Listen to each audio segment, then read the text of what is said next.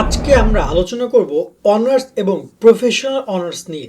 মূলত এই দুইটি কোর্সই একজন শিক্ষার্থী এইচএসসি কমপ্লিট করার পরে ভর্তি হতে পারে, কিন্তু দুইটি কোর্সের সুবিধা কি, অসুবিধা কি, কার ক্যারিয়ার গাইডলাইন বা গোল কি হতে পারে, খরচ কেমন হবে, পড়াশোনার মান কি, কোন কোন সাবজেক্টে এই কোর্সগুলোতে ভর্তি হতে হয় এবং সর্বশেষ কিভাবে ভর্তি হওয়া যায়, ভর্তি পরীক্ষার মাধ্যমে নাকি যোগ্যতার মাধ্যমে নাকি পুরো প্রসেসটা সম্পর্কে আমরা অবহিত করার চেষ্টা করব এই ভিডিওতে।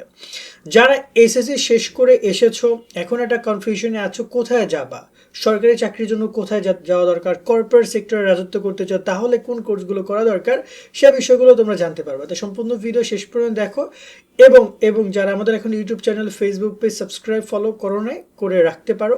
এরকমের অনেক গুরুত্বপূর্ণ আপডেট ইনফরমেশন বা যেগুলো রয়েছে সেগুলো তোমরা জানতে পারবা। সো প্রথমত যদি আমি একটু কথা বলি, এই যে দুইটা কোর্স পুরোটা জাতীয় বিশ্ববিদ্যালয়ের অধীনে পরিচালিত হয়। তো অনার্স এবং এখানে প্রফেশনাল অনার্স বলা যায় যে ভাই ভাই, তবে কারো একটু মান বেশি, কারো একটু মান কম। আর সবচেয়ে বড় পার্থক্যটা হচ্ছে সাবজেক্টের মধ্যে। কারণ অনার্সে যে নিয়মিত অনার্স, যেটাকে আমরা নর্মাল অনার্স বলি, স্নাতক সম্মান, সেখানে যে কোর্স বা যে সাবজেক্টগুলো পড়ানো হয় প্রফেশনাল অনার্সে কিন্তু সেখান থেকে অনেকটাই আলাদা আলাদা। তো আমি আজকে সাবজেক্টের নামগুলো বলছি। প্রথমত আগে একটু কথা বলি আমরা এখানে ক্যারিয়ার গাইডলাইনটা নিয়ে। আচ্ছা, আমরা একটু সাবজেক্টে আগে দেখতে চাই। জাতীয় বিশ্ববিদ্যালয়ের অধীনে আমি যদি নর্মালি কথা বলি, যে নর্মাল যে অনার্স রয়েছে সেখানে কি কি সাবজেক্টে একজন শিক্ষার্থী অনার্স করতে পারে। যদি শিক্ষার্থী যোগ্য হয়, মিনিমাম জিপিএ 2 থাকে, তাহলে সে অনলাইন আবেদন করতে পারবে এবং পরীক্ষা দিয়ে তাকে এখানে ভর্তি হইতে হয়, যেখানে তার সাবজেক্টগুলো হতে পারে বাংলা, ইংরেজি, আরবি, সংস্কৃত, ইতিহাস, ইসলাম ইতিহাস, দর্শন, ইসলামিক স্টাডিজ, রাষ্ট্রবিজ্ঞান, সমাজবিজ্ঞান, সমাজকর্ম, অর্থনীতি, নৃবিজ্ঞান, গ্রন্থগার, গার্হস্থ্য অর্থনীতি, মিউজিক। তার সাথে রয়েছে এখানে পদার্থ, রসায়ন, প্রাণ রসায়ন, উদ্ভিদ বিজ্ঞান, প্রাণী বিজ্ঞান, মৃত্তিকা বিজ্ঞান, পরিসংখ্যান, গণিত, পরিবেশ বিজ্ঞান, ভূগোল পরিবেশ, মনোবিজ্ঞান, মার্কেটিং, ফিনান্স, হিসাব বিজ্ঞান, ব্যবস্থাপনা। ওভারঅল টোটাল 31টা সাবজেক্ট রয়েছে নিয়মিত অনার্সের অধীনে। কিন্তু অন্যদিকে আমরা যদি দেখতে চাই প্রফেশনাল অনার্সের সাবজেক্টগুলো, সেখানে কিন্তু এই সাবজেক্টগুলো আর নাই। সেখানে কেরিয়ার বেস যে সাবজেক্টগুলো সেগুলো রয়েছে। সেখানেও যদি শিক্ষার্থী 2 থাকে, 2.50 থাকে বিজ্ঞান বিভাগ থেকে, 2.25 সরি, তাহলে শিক্ষার্থী এই প্রফেশনাল অনার্সে ভর্তির জন্য আবেদন করতে পারবে। কোনো ভর্তি পরীক্ষা প্রফেশনাল অনার্সে হয় না, ডিরেক্টলি আবেদনের উপরে তাকে নিবে কি নিবে না ডিসাইড করবে। যেখানে রয়েছে বিবিএ, যেখানে রয়েছে বিইডি মানে ব্যাচেলর অফ এডুকেশন রয়েছে, যেখানে এএমটি রয়েছে অর্থাৎ ম্যানুফ্যাকচারিং টেকনোলজি রয়েছে, ফ্যাশন ডিজাইন রয়েছে, ম্যানুফ্যাকচার টেকনোলজি রয়েছে, কেএমটি রয়েছে, কম্পিউটার সায়েন্স মানে সিএসসি রয়েছে, ইলেকট্রনিক কমিউনিকেশন রয়েছে, ইঞ্জিনিয়ারিং মানে ইসিই, তারপরে হচ্ছে ব্যাচেলর অফ ফাইন আর্টস রয়েছে মানে বিএফএ রয়েছে, টেক্সটাইল সায়েন্সের টেকনোলজি রয়েছে, ট্যুরিজম রয়েছে, মিডিয়া রয়েছে, মিডিয়া স্টাডি রয়েছে টিএমএস, তারপর হচ্ছে এখানে ম্যানেজমেন্ট রয়েছে।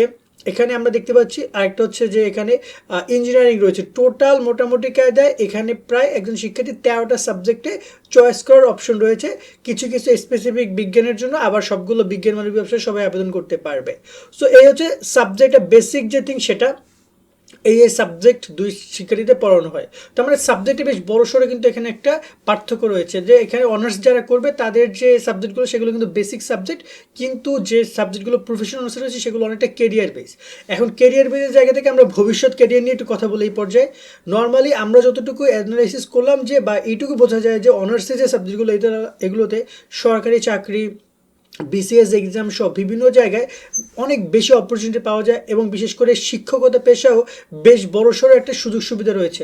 অর্থাৎ একাডেমিক পর্যায়গুলোতে এবং সরকারি পর্যায়গুলোতে বেশ ভালো একটা সুযোগ থাকবে যারা নিয়মিত অনার্স কমপ্লিট করবে বা অনার্সে যারা পড়াশোনা করবে বা সার্টিফিকেট অর্জন করে তারপরে সামনের দিকে আগাবে।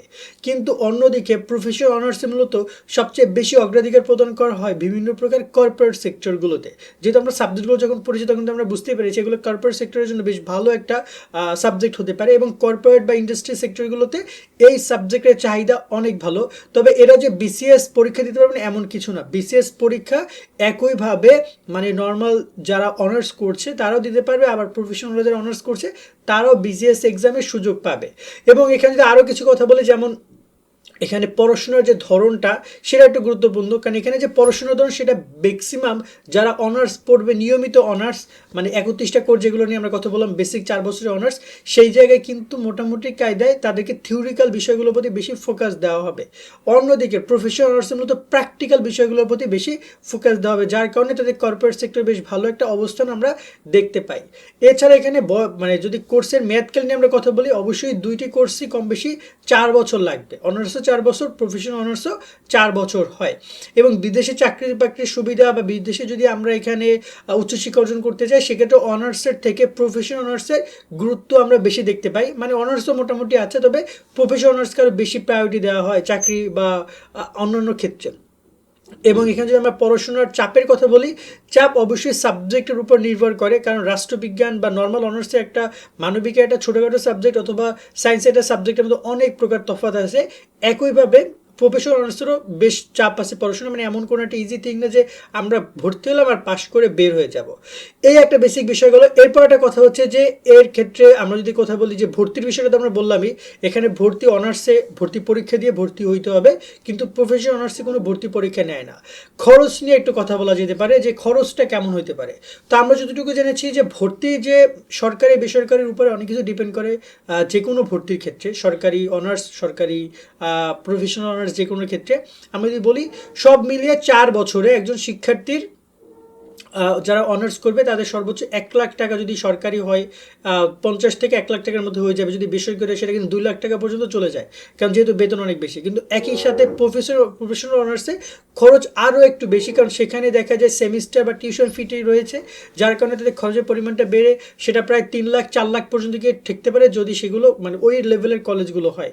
কলেজের উপরে খরচটা নির্ভর করে, তবে প্রফেশনাল অনার্সের খরচ তুলনামূলক একটু বেশি বেসিক অনার্স থেকে। এবং যদি সরকারি কলেজে শিক্ষার্থীরা পড়ার সুযোগ পায় তাহলে তো আরও ভালো। এরপর যদি আরেকটু কথা বলতে চাই যে এখানে একটা কথা মাথায় রাখতে হবে যে একজন শিক্ষার্থী সে তার ফিউচার প্ল্যান কি, সেই অনুযায়ী তাকে সিলেক্ট করা উচিত, বা তার চিন্তা ভাবনা করে যে আমি নর্মাল অনার্স করব নাকি আমি প্রফেশনাল অনার্সে যাব। ঠিক আছে, এই জায়গা থেকে সবচেয়ে বড় সিদ্ধান্ত আসে। তবে আমার কেরিয়ার গাইডলাইনের উপর ডিপেন্ড করে সব কিছু সিদ্ধান্ত নেওয়া হচ্ছে, এটাই আমি লাস্ট কথাটা বলবো।